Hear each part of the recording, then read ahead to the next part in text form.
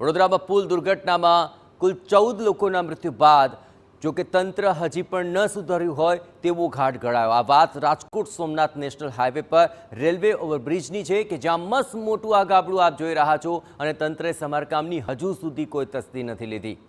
જેતપુરના જેતલસર પાસે Rajkot Somnath national highway પર overbridge પર આ મોટું ગાબડું પડ્યું છે, જેને કારણે રોડની એક સાઈડ બંધ કરી દેવી પડી। તંત્રે ગાબડા પર કામ ચલાવતો થેગડો મારીને સંતોષ માની લીધો છે।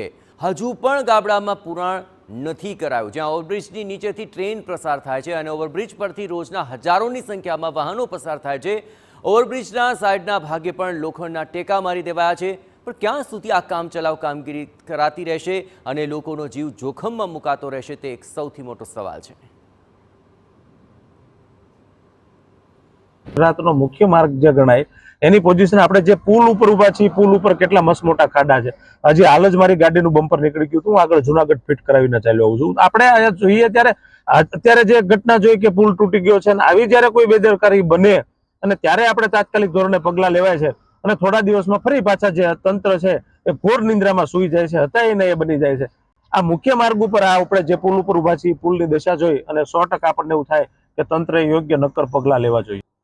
4 ટ્રેક હાઈવે, એમાં રેલવેનો બ્રિજ, એમાં મસ્ત મોટા ખાડા, એક સાઈડ આખી બંધ, એમાં વાહન ચાલકોને કેવી તકલીફ પડે હાંકવાની એ તમે જોઈ શકો છો। કેવા ખાડા છે, એક સાઈડ આખી બંધ કરેલી છે, બરોબર। એટલે અનેક વાહનોને તકલીફ પડે છે અને આવું નાનું નાનું કામ છે ત્યાં સુધી રિપેરિંગ કામ થઈ જાય તો કોઈ મોટી દુર્ઘટના ન ઘટે એવી સરકાર પાસે આપણી માંગણી છે।